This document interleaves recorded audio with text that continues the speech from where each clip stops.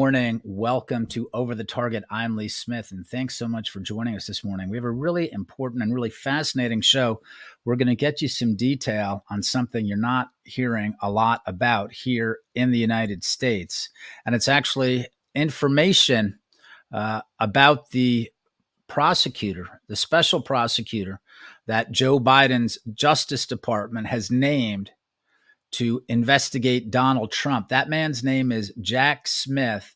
And before he was appointed to investigate Donald Trump, he was in Europe conducting investigations there, including what now turns out to be a hugely controversial case. And the most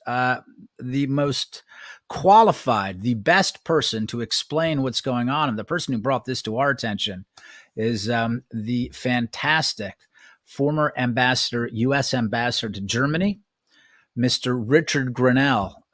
Ambassador, thank you so much for being here with us this morning, and welcome to Over the Target. Thanks, Lee. Thanks for having me. It's a real honor. Well, thanks very kindly. Well, look, I mean, what is happening in Europe? What is going on with Jack Smith, the guy who's been appointed to investigate Donald Trump?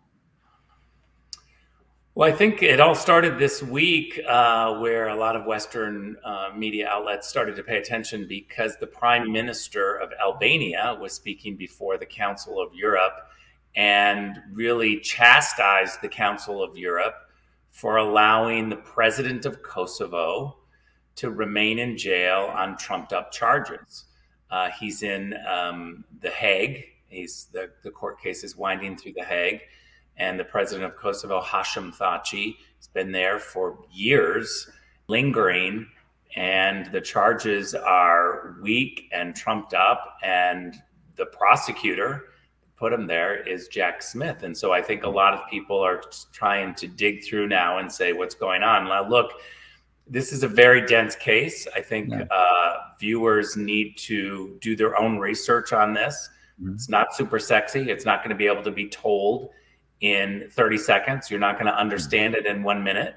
But there's a long history of what's been happening. Mm-hmm. And I, have been involved in it for a very long time. As you know, the President Trump appointed me presidential envoy for Kosovo-Serbia negotiations. I started these negotiations to try to get the two sides to get some sort of economic agreement instead of talking about the past problems and the former Yugoslavia NATO bombings that happened more than 20 years ago. We were looking to the future, trying to really peel the Serbs away from the Russians and the Chinese, have a better relationship with the United States, at the same time moving Kosovo forward. All of that complicated negotiations. I was negotiating between Serbian President Aleksandar Vučić and the Kosovo president at the time, Hashim Thaçi. That is the individual who is now in a Hague prison because of Jack Smith.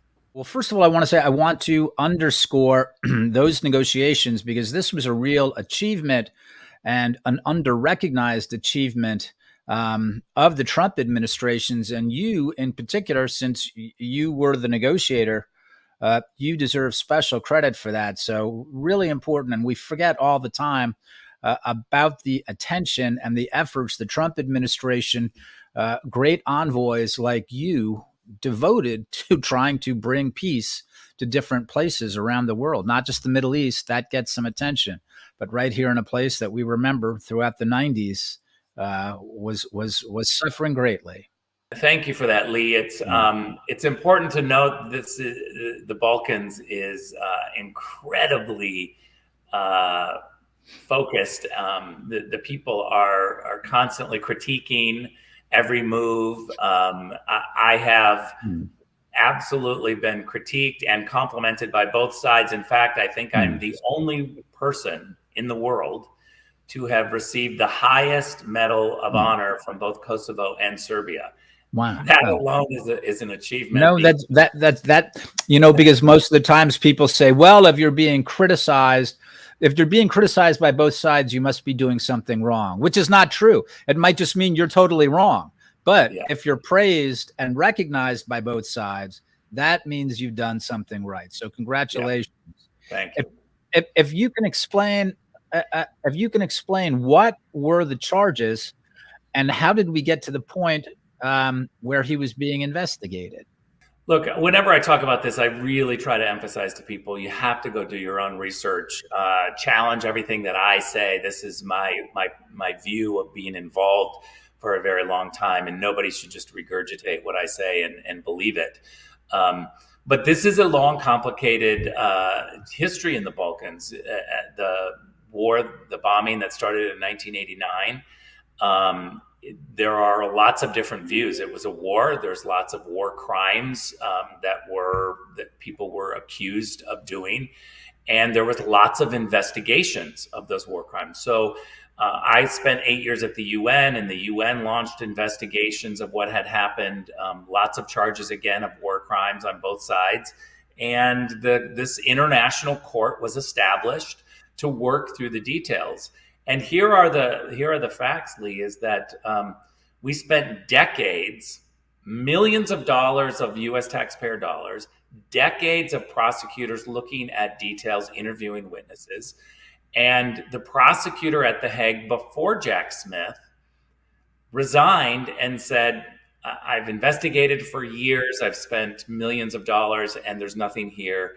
No one will be indicted. Now that's a really important point, because the prosecutor before Jack Smith had been there for a long time, had looked at everything and said, there's nothing to do. Now, think about this as an international court investigating for 15 or 20 years and not being able to produce any type of indictment is a serious situation. When I was doing the economic negotiations, and I don't think I've ever talked about this publicly, what I'm about to say. When I was doing the economic negotiations between Serbia and Kosovo, I was throwing a lot of things out on the table to try to get both sides to think differently. President Trump charged me with really looking at the economics of this. How do you really bring jobs to the region? Not political dialogue of the past, not trying to get recognition from each side, kind of who cares who's recognizing. We've got a lot of countries at the UN who don't recognize each other, but they're still members of the UN and they still go forward. So I didn't ask for mutual recognition. I asked for them to create economic opportunities. And one of the things that I threw out on the table was this idea that the International Court at The Hague had been around for a very long time, had been spending millions of dollars. The last prosecutor said there's nothing here. Why don't we get rid of the International Court at The Hague? Why don't we end it and have both Serbia and Kosovo investigate these crimes? I'm not saying that the charges or the cases should go away, but I am saying that the jurisdiction should go back to the individuals, to the locations. So let Serbia and the Serbian courts investigate. Let Kosovo and Kosovo courts investigate. By the way, we, the United States taxpayer, has spent millions of dollars training the judges in these places and in the region to stand up and to learn the process. So having this international court, I think, was competing with the very idea that we were trying to do the courts. Do you mean, just quickly, just for clarification, so the Serbians were going to investigate and try their own potential cases against Serbian nationals, and the same with Kosovo? Or were they going to try each other as well? We weren't going to dictate what they did. We were just going to say, we're going to get rid of the international court system, and your own courts can deal with these charges. Again, it's been 15 or 20 years. The court at The Hague was seeming very political, but not coming up with anything. And the prosecutors were throwing up their hands. And so this new prosecutor named Jack Smith came in, and I didn't know him. What year did he come in? It's a good question. I don't remember. But I guess he came in. If you were still there, he came in during the Trump administration, so he wasn't appointed by the Biden. Before that I came in, but I think he was I don't even want to make a guess because then everybody will attack me for the date, but not a huge long time, but a couple of years. So when the two sides, when I threw this out there of getting rid of the international courts, again, I didn't know who Jack Smith was at the time. I didn't have any politics involved in this. I was thinking about how do we bring the two sides forward, and this lingering court, which was, not helpful in my opinion. And both sides had to think about it. They went back and discussed it, and they came to the point reluctantly, okay, let's get rid of those international courts that are making these accusations and doing research, and let's just bring it home. So I got agreement from both sides to do it. So I decided to take this idea that would be presented into the final agreement and bring it to the Department of Justice. Now, at this point, Lee, it's important to note that I have moved into a dual role. I was U.S. ambassador to Germany doing these negotiations. Then the president asked me to come back and be the acting director of national intelligence for a couple of months while they found somebody permanent. I was never going to be the permanent person. And I said, okay, I'll do it. The Vacancies Act required me to keep the job in Germany because I was Senate confirmed for that job. And to be in an acting position of the cabinet, you had to be Senate confirmed. So I had to keep the U.S. ambassador to Germany job. So you're doing three different high levels, intense, particularly controversial jobs. Luckily, the time change allowed me to get up early and do one job, whatever. So, but then this was COVID, remember? So I couldn't really travel a lot. So anyway, what I decided to do, I was now acting DNI. I called over to the Department of Justice. I spoke to a man named Bruce Schwartz. To this day, I'm going to go to my phone right now and I'm going to tell you the exact day that I talked to Bruce Schwartz because I still have the voicemail. All right. Okay. And again, this is unbelievable, but it's all true. So I talked to Bruce Schwartz on January 29th of 2020. I believe that first time that I talked to him, I was just the U.S. ambassador to Germany. And within 2 or 3 weeks after that, then I was DNI and doing these negotiations. I tell you that because I am exactly sure, and I have proof of all of this. I talked to Bruce Schwartz, who's head of the international programs at the Department of Justice. And I said to Bruce, hey, off the record, totally confidential, the two sides have agreed to get rid of the international courts. I know we got to take this to the UN and make it official, but the two sides and the Americans are in agreement here. This is a big deal. We're going to put it into the final agreement. Bruce, his reaction, Lee, was, whoa, oh no, we have American prosecutors at The Hague. I don't know what they're going to say. I mean, we should tip them off and let them know just in case they want to, file indictments or something. And I was like, well, I'm not going to tell you how to do your job, but the parties, Bruce, maybe not the Department of Justice, but the parties are ready to move forward after 20 years. And so we're going to put this into the agreement. Within weeks, I had both sides coming to Washington to do final negotiations. This point was going to be in there.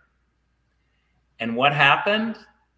As Hashim Thaçi, the president of Kosovo, was on his way making plans to come to Washington, D.C. to meet me at the White House to do final negotiations.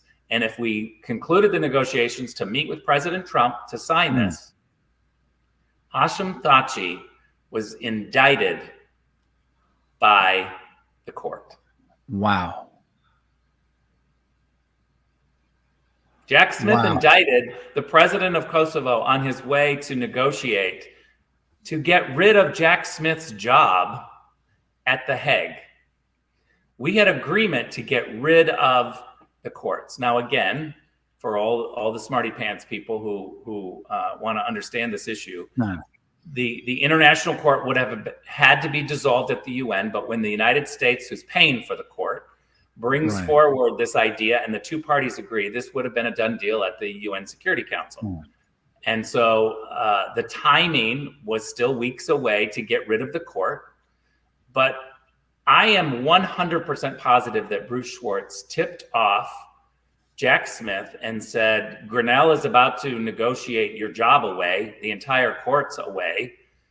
And they came up with these charges. Now, separately, I wish that you would have Hashim Thachi's lawyers on. He's got an American lawyer named Pierre Prosper, who's got a long history of definitely want to talk to him now. Yeah. He's got a long history of doing these international courts. And he will tell you that the charges against Hashim Thachi are ridiculous. There was this long thing long ago that it was trafficking in human organs on the battlefield. That was the charges. But when they actually put forward the indictment, there was none of that. There were no dates. There were no specifics. And here's the clincher. Wow. The witnesses to that indictment, some of those witnesses have now come forward and said, I only said what I said because the person interviewing me claimed to be the United States CIA, and they had evidence and wanted me to say this. Wow. I'm telling you, Lee, this. Yeah. That person now has been proven to not be a CIA person. Whoever that person was lied to the witnesses. The witnesses have come forward to say, I was lied to. I thought I was working with the CIA. And the charges are, did Jack Smith know about this? Did he put up these phony, fake CIA people to jam through this? The charges that Jack Smith put forward on the president of Kosovo did not materialize on what he said publicly he was going to charge him with this idea of taking human organs and trafficking them on the battlefield. That wasn't even a charge in the indictment. It was all general charges. And Hashim Thachi, the president of Kosovo, is still in a Hague prison to this day, years. And let me finish by saying this. When you look at this week, the Prime Minister, Edi Rama, the Prime Minister of Albania, his speech, I would hope people, I tweeted it out. I hope people go to his speech and hear his speech on this. He starts his speech by quoting Joe Biden, the president of the United States, calling Hashim Thachi, who's now in prison because of Jack Smith. He quotes Joe Biden as calling President Thachi the George Washington of Kosovo. Ambassador, we're going to cut away for less than a minute. Viewers, and this is coming from someone who has become accustomed to covering corruption in our government, not just in international organizations, but in our own government coming out of Washington. This is nonetheless shocking. Viewers, you have to come back, make the jump. If you're watching on YouTube or Facebook, you're not going to want to miss a single second as the former ambassador to Germany, Donald Trump's former ambassador to Germany, Richard Grenell, reveals an astonishing story about what the man now tapped to investigate Donald Trump, what's in his history. Make the jump. We'll see you in less than a minute. Why you held on to those documents when you knew the federal government was seeking them and then had given you a subpoena to return them? Are you ready? Caitlin Collins was clearly given a mission to do everything she could to humiliate and ruin Donald Trump. I would like for you to answer the question. Okay, it's very simple to answer. That's why I asked it. It's very simple you're a nasty person, I'll tell you. It's like this situation was handed to him on a silver platter. He wielded the situation so well to his own advantage, and he ends up coming out looking like the good guy. What kind of a woman meets somebody and brings them up, and within minutes you're playing hanky-panky in a dressing room, okay? I don't know if she was married then or not. Some figures on the right who are wondering if a lot of this stuff isn't staged by the Democrats to help Donald Trump win the nomination.